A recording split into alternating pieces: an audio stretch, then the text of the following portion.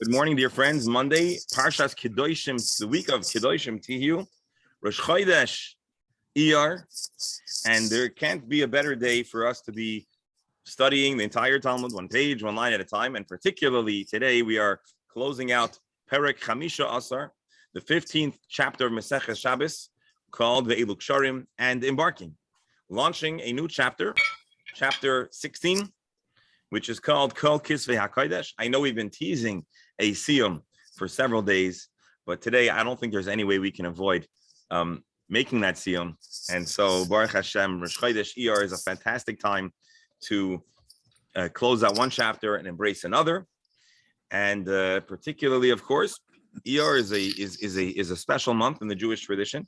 Now, granted, we will make that claim that every month is special, but Iyar has at least two very important distinctions that make Iyar different than any other month. Number one, Iyar is the only month in the Jewish calendar that every single day is connected with the same mitzvah, of course, the mitzvah of counting the Omer, because Iyar from the beginning to the end is, we count the Sfiras HaOmer every day.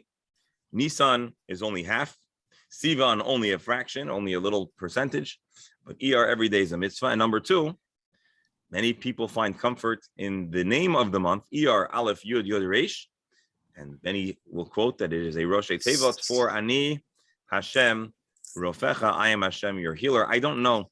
I don't believe that Iyar in its origin was developed around that Rosh Tevot, but yet, as Jews, we can find Hashkacha Pratis and inspiration in that Rosh Tevot nonetheless, and so let it be a month of healing and health and well-being for the dear members of our Chabura, their households, and all that we hold dear, and a blessing, prayerful wishes for good health and wellness for Klal Yisrael, Di B'chol Asar V'Asar, no matter where they may be found.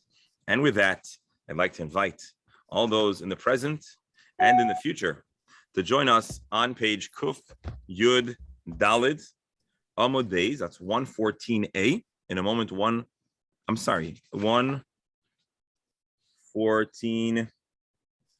rather. I'm going to share the screen. We'll get started and we'll make our conclusion of this chapter. Let's just get it formatted. As you may recall, we have been talking in these final lines of the Masechta about Yom Kippur and Shabbos, because our Mishnah was talking about certain activities that are permitted on Shabbos for Shabbos, but not permitted on Shabbos for after Shabbos. So we spoke about folding items, which will only be enjoyed after Shabbos, or making a bed. And then the Mishnah talks about burning certain fats that are being burnt. They can't be burnt on Shabbos if they are left over from Yom Kippur. Or can you burn stuff that is left over from Shabbos on Yom Kippur? We had a machlokas, Rabbi Kiva and Rabbi Shmuel, which we are past, so I'm not going to rehash the whole machlokas, but we had an opportunity to probe their viewpoints on doing these temple activities for the next day. Again, today, Shabbos and Yom Kippur can overlap, but they cannot be neighbors. You'll never have Yom Kippur on a Sunday or a Friday, so we don't get a 2-day Shabbos, if you will. But in temple times, in the times when the calendar was determined by Re'iyas HaChodesh, by the Sanhedrin, it could and apparently did happen. And that was what we've been discussing until now. Along the way, we asked the question about sounding the shofar between Shabbos and Yom Kippur and Shabbos. And one of the possible distinctions, halachically, between Yom Kippur and Shabbos, aside for fasting and the other Yom Kippur restrictions, there's a leniency on Yom Kippur, that you're allowed to prep certain foods on Yom Kippur for after Yom Kippur. Although typically, we do not prepare from Shabbos to after Shabbos, or from a Yontif till after a Yontif. And so we're now going to explore a little more about the trimming of the vegetables, the kenivas, a yarak that we mentioned in our earlier study in the Talmud. And so again, whatever we discussed until now is, we should know it, we should remember, but it's not essential for appreciating these final lines of our Gemara. So again, just to remind you, our previous discussion had to do with the sounding of the shofar and the purpose of it, but now we're going to talk more specifically about kenivas yarak, and it's with this conversation that we close out chapter 15, Perek Ve'elu Ksharim. Again, 114b. As always, we value, encourage, and need everyone's input, feedback, questions, and the like. So please feel welcome, free, and encouraged to do so. Amar Rabbi Zera, Amar Rav Huna, Ba'amrila, Amar Rabbi Abba, Amar Rav Huna. A teaching attributed to Rav Huna, either in the name of Rabbi Zera or Rabbi Abba. Yom Kippur, Shechal Lihiyot B'Shabbat, Asur B'Knivas Yara. If Yom Kippur and Shabbos are the same day, in other words, Yom Kippur happens on a Saturday on a Shabbos, so you're not allowed to prep your veggies. Although Yom Kippur, that's a weekday, you may. Yom Kippur, that's on Shabbos, you may not. Again, underscoring a chumrah, a stringency, on Shabbos over Yom Kippur. Rashi. V'loy mivoyi b'Shabbos de'alma de'asur mishum shvos. Here, I'm just going to hit mute on, but of course, the invitation remains. Please unmute for comments and questions. V'loy mivoyi b'Shabbos de'alma. Obviously, there's no question that on a regular, average Shabbat, de'asur mishum shvos de'katorach mishabbos l'chol. Obviously, one is never permitted on a regular Shabbos to prep from Shabbos to the weekday. The chiddush is afilu ha'idna. This year, in the moment where Shabbos and Yom Kippur overlap and coincide, the yesh kan inoi, where the preparation of food can assist in causing a person to feel more acutely the discomfort and hunger of Yom Kippur. If you want to know, if you doubt this is true, think back to a time that maybe you were fasting and you went shopping in the store. There's all of a sudden all these delicious options for you to purchase. I'll tell you this much. I learned long ago not to go shopping when I'm fasting, because all these things that are not really very interesting all of a sudden seem very appealing on a fasting. The reason why there is even a question, a conversation, is on an average Yom Kippur that's not on Shabbos, where other rabbinic restrictions are prohibited. Zemuter, hashla the chol b'Shabbos leishar rabbanon. So the chiddush is that there's a special reason why the Chazal permitted preparing food on Shabbos, and it had to do with the discomfort and the inoy that the person felt. Nonetheless, this waiver does not extend to Shabbos and Kippur. This is the opinion of Rav Huna. Rav Mana taught, Tana, we indeed have a brisa that says like this. How do you know? Again, a brisa that proves our point. How do you know that when Yom Kippur and Shabbos coincide, we are no longer allowed to prep the vegetables, although you can on a weekday Yom Kippur? There's a verse, there's a verse about Shabbos that says Shabbaton, Shabbos Bereshis, Shabbosoin, Shabbos Kodesh, in describing the regular Shabbos, not the Yom Kippur kind of Shabbos. And here's where it gets confusing, because sometimes we call Yom Kippur Shabbos too. But about a regular Shabbos, it says the word Shabbaton, and Shabbaton teaches us, Shavuos teaches us about certain necessary resting.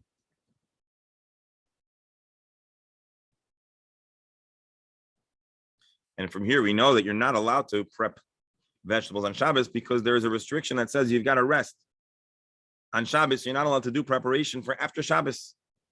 So although it's not it's not one of the Lamed Tes Malachis, although it's not one of the 39 Malachis, but one is prohibited from doing work that takes away from a person's restfulness if it's not for Shabbos itself, where then it is a necessity. So the Gemara says, how do you know?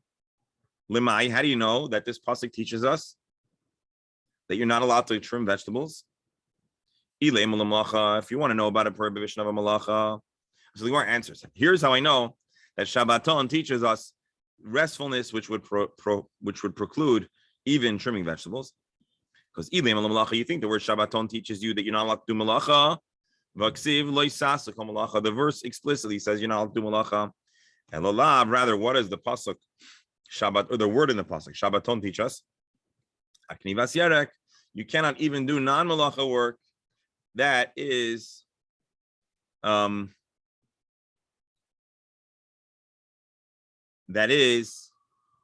for after Yom Kippur. After Shabbos.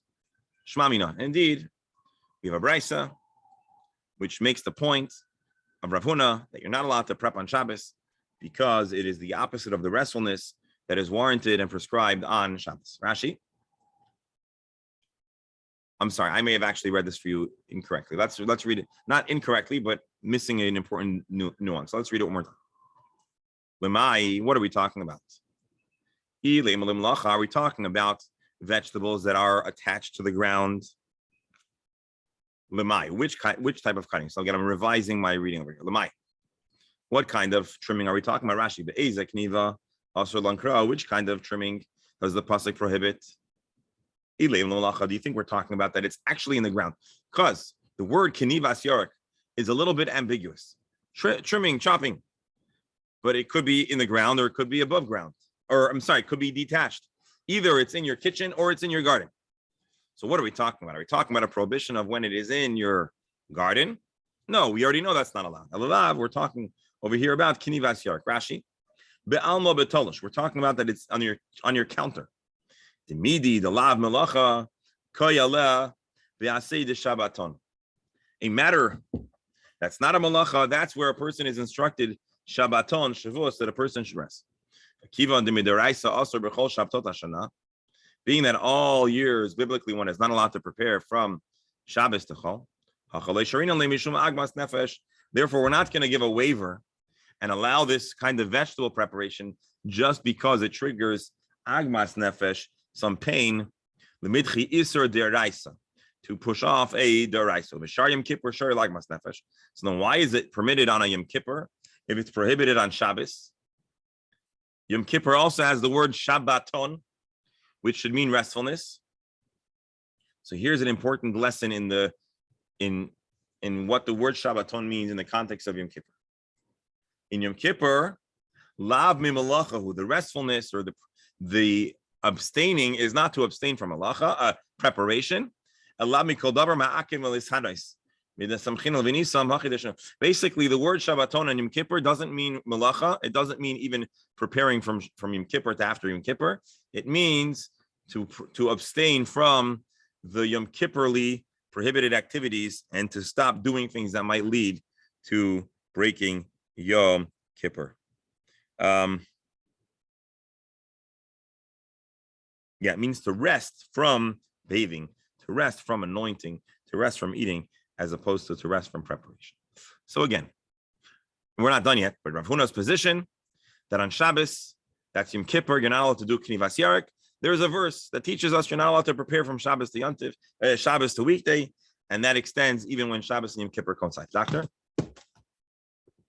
Here, you're muted. Is there any place where it states that you must rest?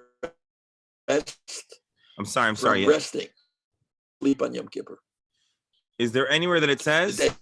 Take a shluf, nap. I don't believe so. I have a bad connection somehow. Is it my connection or is it your connection? It's my connection. It's going in and out somehow. Okay. Thank you. Okay. Interesting. Tosfos disagrees about the definition of kinivas yarak. Tosfos seems to indicate, at least in this brisa, we're talking about not just preparation, but chopping it up in a manner that would be like toichin, or that it's attached. And so Tosfos, Tosfos just elaborates. Rashi says maybe it's in the ground. Tosfos says it could either be being chopped in a manner that's prohibited, toichin, or actually in the ground. Now let's see another opinion, a dissenting opinion. And by the way, before we get to the end of this Gemara, before we come to our siyum, which is momentarily, we're going to uncover a scandal. So don't go anywhere. Rabbi Yochanan taught. Yom Kippurim, this is not a scandal, by the way. I'll tell you when we get to it. Yom Kippurim shechal yeis b'Shabbos. If Yom Kippur and Shabbos coincide, mutar b'knivas yarak. You're actually allowed to do this veggie prepping. Although previously we asserted you can't. That's another opinion. That's Rav Huna. Rav Yochanan says you can prepare it. Meisvei, a challenge to this opinion. A brisa says, how do you know you're not allowed to do knivas yarek on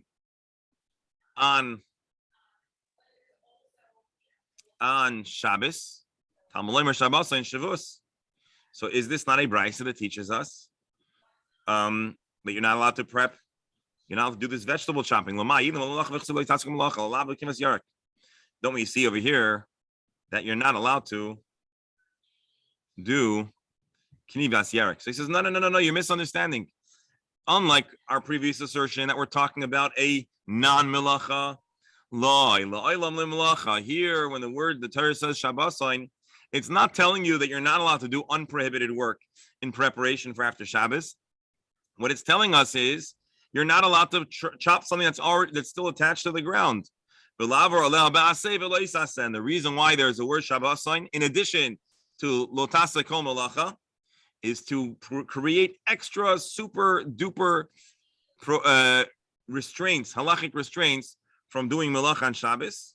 So not only is one transgressing, this is again according to the interpretation of Rabbi Yochanan, a negative prohibition, but also a positive prohibition. But that doesn't mean you're not allowed to do permitted activity in preparation for a weekday. Tanya Kavasei Rabbi Yochanan. Indeed, there's a brisa that seems to support Rabbi Yochanan that one is allowed to do knivas yarek, one is allowed to do these trimming veggie preparations. What is that brisa? Yom Kippurim, Shechal Yes b'Shabbos, Mutar b'Knivas Yarek. So we have now two brisas. One brisa that seems to support Rav Huna prohibiting this activity of chopping, preparing, trimming vegetables on Yom Kippur, on Shabbos, and another brisa for after Shabbos, and another brisa saying that you can, if Yom Kippur and Shabbos coincide. Rashi Mutar b'Knivas Yarek. The Shavuos Lav Yisur Deraisahu, because this prohibition of preparing from Shabbos to weekday is not a biblical prohibition. Elul Rabbanon, it's only rabbinic. V'hacha mishum agmas nefesh, and because on Yom Kippur it creates a more intensified sense of discomfort and inoi. Shemisaken ve'ine oichel, you're handling food but you can't eat it. V'harei korov li'inoi shari, we're allowed to do something that's very much in the spirit of Yom Kippur, feeling acutely your hunger and discomfort. Shari, and here's an important line Rashi points out, V'dafke min hamincha l'mayla, this waiver only is the afternoon of Yom Kippur. Shehu shoyef u'mitzapa le'es achila, because, and here Rashi elaborates our Gemara, which gets into the psychology of a fasting human being. In the morning on Yom Kippur, your break fast is so far removed, you may feel hungry, but you don't have that acute urgency and discomfort. But the later you go into the day, not only are you further from your last meal, but being that the meal is impending, you feel, in a sense, even more hungry and uncomfortable. He's pining and awaiting his food. And this is a time of extra discomfort. And therefore, because the prohibition of preparing is only rabbinic, not biblical, the Chazal waived that prohibition in order to amplify the feelings of Yom Kippur. Interesting. So again, just to recap, we have Rav Huna who says you may not do this on Yom Kippur, that's a Shabbos. We have Rabbi Yochanan who says you absolutely may. And in a sense here, there's in the brackets, and Rabbi Yochanan comments, Yom Kippurim shechal yes b'chol. We treat a Shabbos like a Yom Kippur shechal yes b'chol. Anyways, b'fatzin, b'egoizim, you're allowed to, along these lines, you're allowed to crack open nuts, u'mefarchisim b'rimonim, and you're allowed to open and access pomegranates. I think this is the word, the Hebrew word for cracking open a nut is different than the Hebrew word for cracking open. No, I stand corrected. Rabbi Steinzal says this is removing the seeds. Because it helps the person feel Yom Kippur dik. Let me ask you a question. Interesting. If I would ask you a trivia question, what does the Mishnah envision as your break fast after Yom Kippur? Well, I don't know, but you might turn to this Gemara and say, wow, people used to eat seeds and nuts after the fast. And I'm not sure what the implications are, but it is interesting. If you'd ask me what I envision as a break fast, I probably wouldn't tell you seeds and nuts. I might tell you a bagel and lox or orange juice. And so it's an interesting cultural insight into what a person might do. There's an alternate explanation which ruins my claim. Bagels and lox don't need to be cracked open in a way that's needs a lengthy preparation, but I guess nuts need cracking, and that could take time if you want to dig in, and pomegranate seeds as well. If you wanted to eat it in a neat, honorable way without, getting your Yom Kippur kittel all red with pomegranate juice, well, then I guess that would warrant preparation in advance. So this isn't necessarily an indication about what people ate to break fast, but interesting to ponder nonetheless. Any other insights on this matter before we make our siyum? Anyone? Alan, would you propose? What would you suggest is ideal to break your fast on? Pomegranates and nuts? Well, pomegranates, at least I would say, from a symbolic point of view, it's Motzei Yom Kippur. You have mitzvahs, mitzvot kerimon. Okay. You're saying there's a symbolism involved in rimonim, in pomegranates. We say even. I know there was an issue with gematria of egozim, but I think it was a negative. I was wondering, Doctor, I was wondering if someone was going to point out that in halacha we don't eat egos on Rosh Hashanah because it has a gematria of a chet. Chet. So. And so either in the time of the Gemara, they were not concerned about this. After Yom Kippur, all Achatayim were forgiven. So now we can eat the egozim and eat and look forward to the mitzvahs of the rimonim. Very interesting. Very interesting. You're right. This is something that's worthy of some exploration. Rabbi. Yeah. Maybe psychologically, it should be the other way around. In the morning, when you're not so hungry, you can play with vegetables, won't drive you nuts. When it's closer to eating, just seeing them is more painful. Right. But it seems like you're saying that seeing food helps you calm down? No, I think that when you're starving, seeing food makes it worse. So better in the morning when you're not starving really yet. So leave it to Bernie. But here the motivation is to actually intensify a person's inoi discomfort. Doctor? Is it more appropriate than to drink orange juice, to drink single malt scotch, where you could make a l'chaim, which you're thankful that you're alive and you pass the day and you're going through another healthy year? I don't know where orange juice came in. And if you're lucky, the scotch was prepared 10 years before. At least. Interesting. Although I think, pomegranates have a certain antioxidants, and maybe it's a good way for a person to regain some koyach without overeating.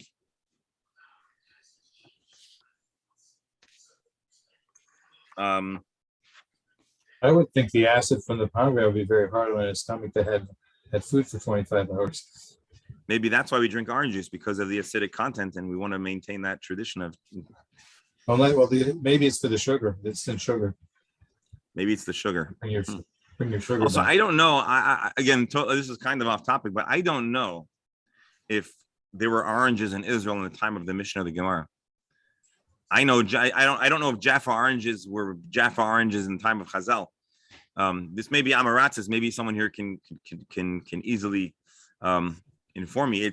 It seems like the only citrus fruits they had were etrogim back then, and so it's plausible that they wouldn't have had orange juice. Okay. Now it's time for the. You're not going to be making esrog juice on Yom Kippur when you need the esrog for Sukkot in a few days. Yeah, it would be a bad idea to be cutting open esrogim and also esrog juice. Esrog juice is well, I don't think esrog juice would be the most delicious and thirst quenching kind. If anyone's ever tasted an esrog juice or an esrog, I'm not sure if that's the ideal break fast material. One more second, and then we thought we're being clever, but here in the back of the Mesifta, which I just found, he asks like this. Apparently, we didn't invent this, Dr. Stamler. Listen up carefully. Here he writes like this. There's a Shiloh Tshuva, one of the Shiloh Tshuva works called the Sairus Tshuva. Says from here, there's an indication that the Mishnaic and Talmudic populations would eat nuts even before Hoshana Rabbah, unlike the prevailing Ashkenazic tradition to abstain from nuts all the way until Hoshana Rabbah. In another work called the Yad Yitzchak, he writes, you can't necessarily prove from here, because the Shulchan Aruch says there's a reason for not eating nuts on Rosh Hashanah, because it creates a lot of saliva. Also, the gematria of egos is chet, as we pointed out.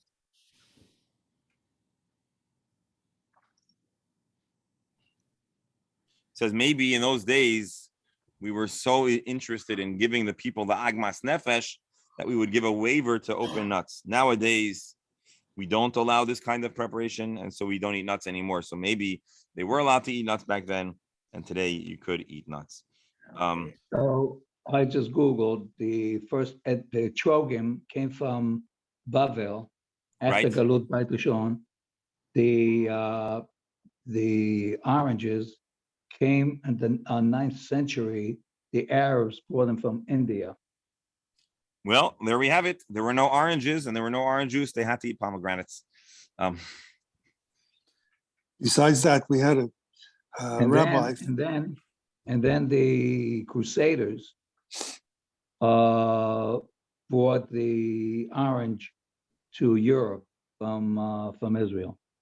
That's very interesting. I didn't know that. So you're saying we could probably thank the popularity of oranges for the Crusades. Now, why is it interesting? Only because the months of Iyar and Sivan, in addition to the morning of the story of Rabbi Akiva, which is possibly connected to the Bar Kokhba failure or a plague, as the Gemara describes it, Askara, as we studied. This is also a time of mourning in association to the Crusades, the first Crusades, which wreaked havoc on Jewish communities, in particular the communities of Spire. Spire? Anyways, they call them Kehilat Shum.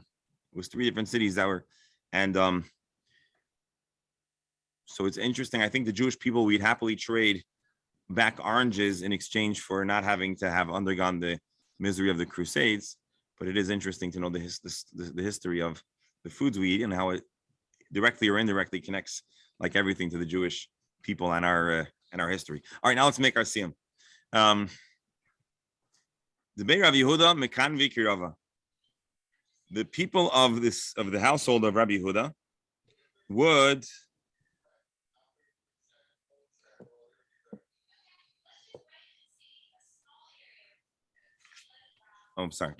they would have these they would kirava. They would trim kiruv, which is cabbage. The Rabba Gardi Kari. The people of the household of Rabba would scrape Kari, which is gourds or pumpkins. Interestingly enough, many people have the tradition to eat kara or kari on Rosh Hashanah night, right? So Rabba sees that his household had the tradition of prepping these prepping food on Yom Kippur afternoon. Kivan, he noticed that they were messing up.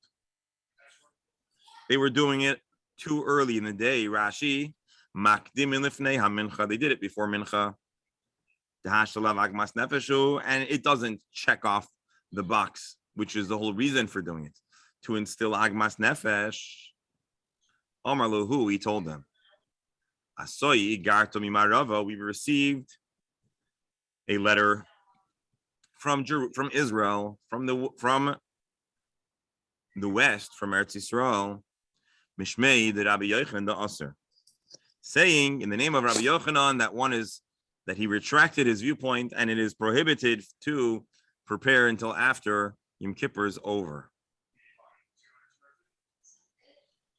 So where's the scandal? The scandal is it does not appear that any such letter existed. If we read Rashi carefully, he told them, or read the Gemara, he told them a letter arrived. But if a letter had actually arrived, he wouldn't wait till then. And so it sounds like in order to effect the change he wanted to do, he told a white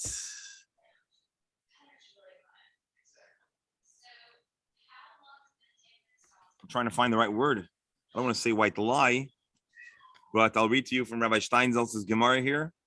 Although Rabbah received no such letter, he wanted to teach them the halacha and have them take it seriously. So he put it on a great authority, the authority of Rabbi Yochanan. Consequently, he phrased his teaching in this way.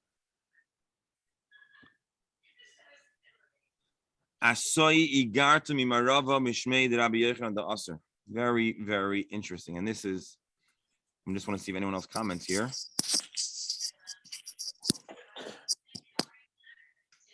What do we make of this? Bear with me another moment. Oh, before we continue the discussion, Hadron Allah, Ve'eluk Sharim. This concludes chapter Ve'eluk Sharim. Yes, I know you didn't believe it would happen today, but here we were Messiahim, the 15th chapter of Masechah Shabbos, and we're now going to embark on the 16th chapter. I'm going to read a feo lines, but then we're going to go back to close out our discussion about this forged letter. So the new chapter is going to be devoted to what do you do in the case of a fire. Now, it's not the first time we've talked about fire hazards and how to respond to fire on Shabbos. Indeed, Dr. Hammer, we recall you shared with us some painful events that happened in New Jersey and the threat of fire and the necessity to preserve life. And we talked a little bit about when putting out a fire is pikuach nefesh. That certainly would be the way to go to preserve human life. But there are or were certain scenarios where a fire was not considered to be fatal or hazardous, but to life, I should say. But now there are things that are in the pathway of fire. And so the question is, what waivers are there? What activities might be permissible in order to save and preserve the items that are threatened by the fire? And which items must be left there, even if the fire is going to take them? Sometimes the issue is financial loss. Sometimes the issue is spiritual significance. And I would, of course, like to add, although now we're going to bounce back to the end of the last chapter, that in ancient times, a handwritten manuscript was even a whole lot more precious and valuable than what we consider today. Being that to have a handwritten document means a person had to write every single letter by hand, and that's why, folks, I don't know if you know this, but if you're in the market to buy a mezuzah, what used to cost you around $55 is now that very same item is today, and I know this because I do a lot of purchasing of mezuzahs and helping people put them up. Mezuzahs now that were once $55 will now retail at between $90 and $100. They've almost doubled in price. You could think inflation and the strength of the shekel to the dollar, and the cleverness or the fact that the folks in Israel realize they can ask for more. And you know what? If the money goes to the right people, if it goes to an impoverished sofer, I do not begrudge them. If it goes to a middleman, or too much goes to a middleman, that I have less, I'm less comfortable with. But anyways, that's going to be the discussion of the next chapter. We're going to be talking about which items can be saved from a fire, and if there are certain items that you must leave in the fire. Right now, let's go back for a moment to our question here. Rabbah wanted the people to stop prepping on Shabbos. I don't think we're talking here about a Shabbos Yom Kippur, that's Shabbos. I think it's a regular Yom Kippur, an average Yom Kippur. And at a certain time when people start abusing it, Rabbah shuts it down. He stops this tradition. And in Hilchos Yom Kippur, I believe it's brought that today we do not do these kind of activities on Yom Kippur because of Rabbah. So interestingly enough, Rabbah Rabbah is one of the very important pillars of the Gemara, obviously. And so Rabbah has a number of gezerot, restrictions that revolve around holidays. And some of them radically affect how we observe the holidays. The most famous gezerah de Rabbah is that we don't blow shofar on Shabbat. And we don't take the lulav and etrog on Shabbat. And so here is another area where Rabbah made an imprint on the practices of Yom Kippur. And of course, it was based on a letter that wasn't. At least that's how Rashi teaches it.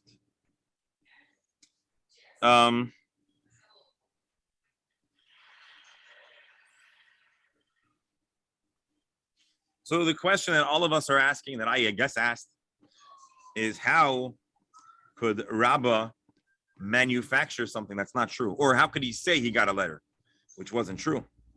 And he did it all. This is what do we call this? Sounds like Genevas Das, making up a story. It's an untruth in order to affect and influence behavior. Now, we'll say that Rabbah here is doing a relatively small thing that's not great in Judaism in order to preserve the observance of Yom Kippur. I'd hear that. So let me read for you a little bit what it says over here in the Mesifta Gemara. The Gemara explains that Rabbah wanted to prevent his folks from doing work on Yom Kippur that's not allowed. He needed them to actually adhere to it, so he tells them that he got a letter from Yom Kippur. Most commentaries say that it was a white lie with the intention of getting them to listen to him. This is certainly Rashi's take, the Meiri's take, the Ran on the Rif. Because a careful reading of the text in the Rif indicates that it was a white lie, even though there was no such letter. How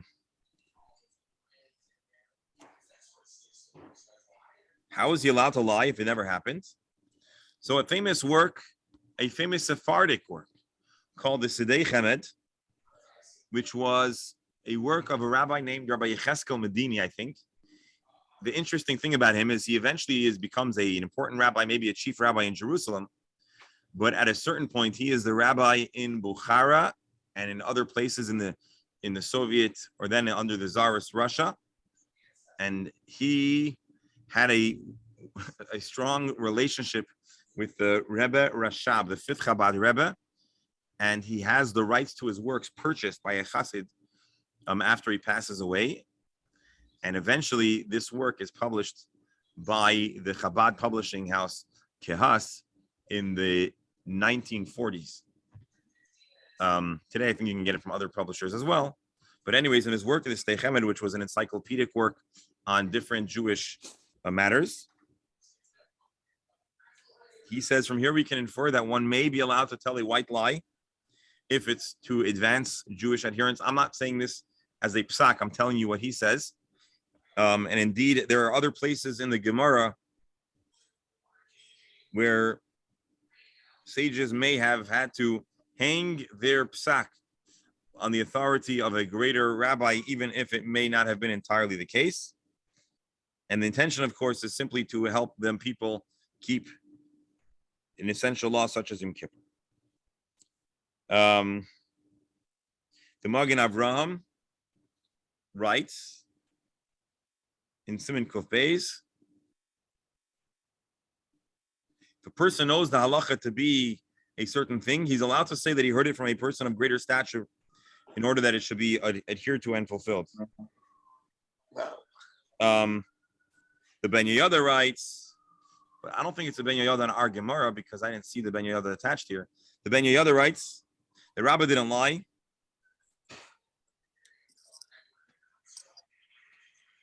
because he technically didn't lie. He said a white lie because he didn't tell them. He said, hey guys, I got a letter that Rabbi Yochanan says it's not allowed, but he didn't say what it is. He let them understand that it was the activity they're doing. Now that reminds me of my nephew whose parents told him they can't say stupid. So he said scoopid, or many other variations of how kids will say a word with a slight variation so that they technically pass the censor.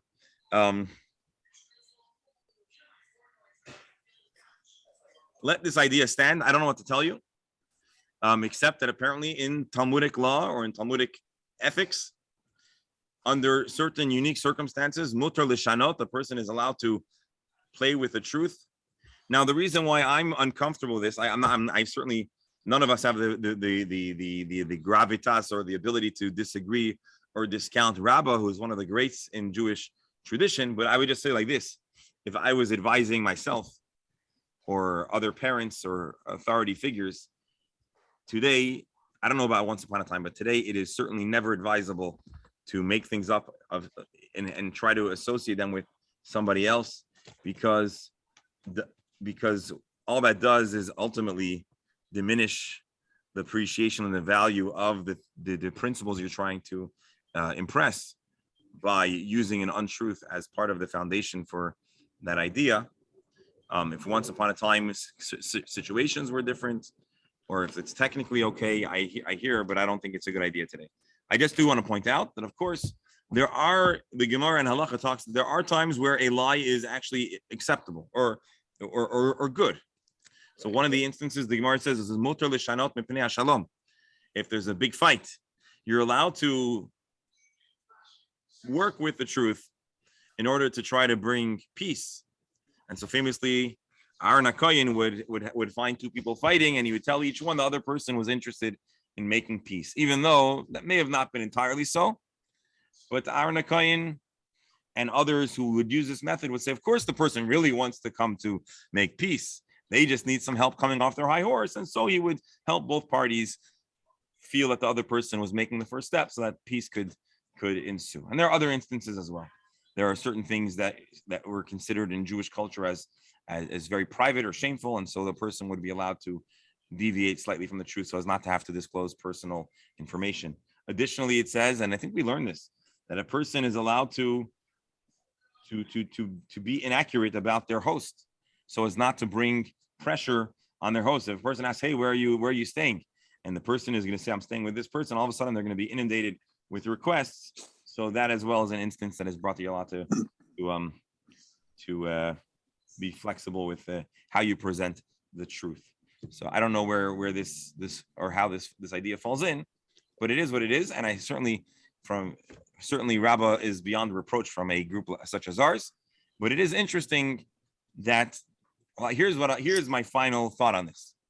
It tells us how important Yom Kippur is, and how essential it is that the folks adhere to Yom Kippur, that he was willing to indicate that maybe this came from an authority such as Rabbi Yechon, so as to ensure its adherence and practice. And we'll leave it at that for now. Indeed, an interesting idea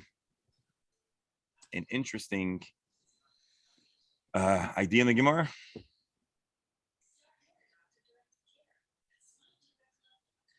Just want to show you here, quoting from the Sefer HaChinuch, about the question of kinivas yerek, that you're allowed to prep food on Yom Kippur. But here he says, "V'nagu ha'am lahachmir b'davar." The reality is that people are machmir. V'linhag boy iser keshabbos l'chol davar, and we treat this as a prohibited act on Shabbos. V'yeser pratem mivar mesachas yom. And you want to know more about Yom Kippur? So obviously, the ideal citation would be in Maseches Yuma, where Yom Kippur is discussed exhaustively. Primarily, it discusses the temple rites at the time of Yom Kippur. It also talks about the other mitzvahs of Yom Kippur, and therefore that would be the ideal place to explore this matter at length. Finally, a quote from the Rambam. No, I'm sorry, not the Rambam. Quote from, let's do this. Bear with me a moment. Halacha, Shulchan Aruch, Orach Chaim. We'll do it like this to make it easier. Shabbos, Erevin, Chomesh.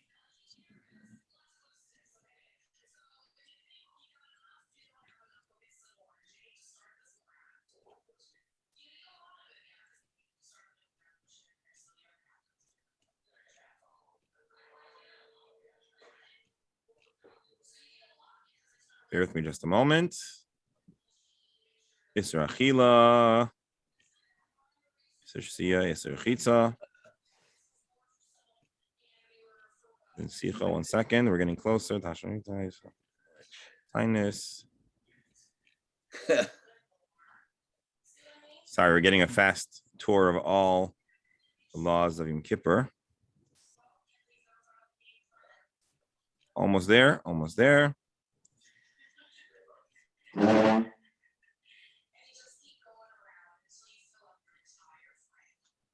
No, where did I miss it?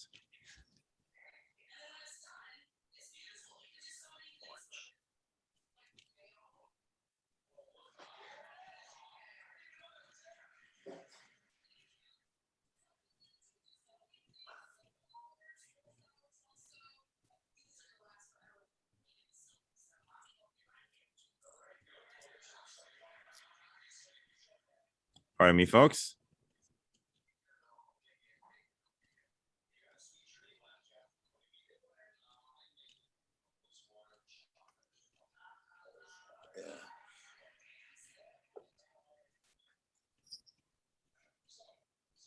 Very generous, Maddie.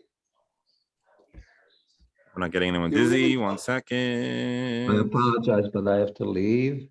I have another engagement. All right, Dr. Shkach for joining us. Mazel tov, folks, on the Siyum. I'm sorry, just looking for this one citation, which I may have to get back to you tomorrow, because it's the mission of.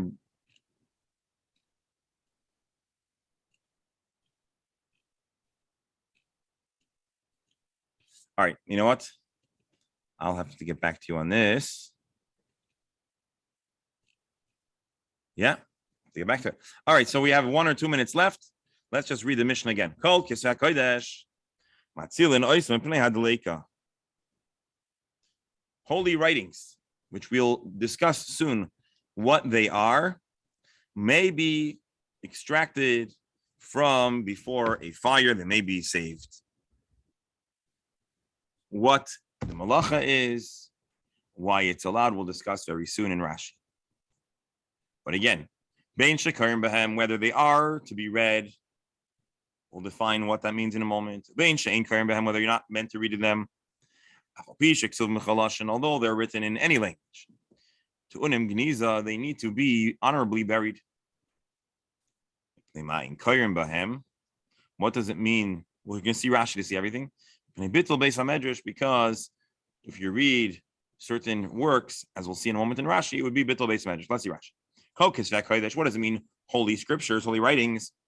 Torah, Nevi'im, Uksuvim. Tanakh. Torah, Nevi'im, Uksuvim. Like Tema Torah lechodu deshari. And you shouldn't suppose that it is exclusively the Torah that can be saved in the event of a fire. Matzil and Oisim, they can be saved. As the Gemara will explain soon. We're talking about a situation where the area is not closed in a manner that usually permits carrying. So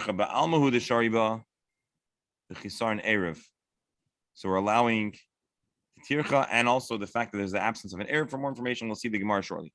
Whether they're read, so the Chumash, we read the Torah, we read the 5 books of Moses in Shul. We also read from the Nevi'im in Shul. That's what Korim Behem means, according to Rashi. But what does it mean, She'ein Korim Behem? Kigayin Ksuvim. We don't read the Haftorah from Eiv, or any of the Megillas, or Tehillim. Kigayin Ksuvim. Rabbeinu Halevi Amar, another interpretation, that filo yechidim ein karma. Maybe we're talking about works that even an individual not in shul doesn't read. Maybe we're saying that even an individual should not read from ksuvim because they're, in a sense, like novels. In what way are they like novels? They get you distracted and drawn into them. The way things were structured is that on Shabbos there was a presentation, a shiur. And it was a time to educate people about permitted and prohibited activities. And so there was a preference that if people have to prioritize their time, instead of reading the library of Kesuvim, it would be better to read, to go to the shiur. Interesting. We'll discuss more about this tomorrow. We're going to discuss tomorrow a very interesting topic of, are you allowed to translate the Torah into other languages? How do we view translations? Do they have the same degree of sanctity? An important topic. With Hashem's help, we'll begin that tomorrow. So please join us again. Mazel tov on this wonderful milestone, a siyum of the 15th chapter of Kesuvim. As we concluded this chapter and start anew, Hashem should give everyone on this esteemed Chabura good health, happiness, koyach, and the circumstances to continue with simcha, v'tuv, v'leivav in the journey through the Talmud. Thank you all so much for making this happen and for being here for this milestone. Mazel tov. And each pomegranate should have 613 seeds. Yes. Shkoyach, have a wonderful day. Looking forward to seeing everybody tomorrow. Sure. Be'ezer Hashem.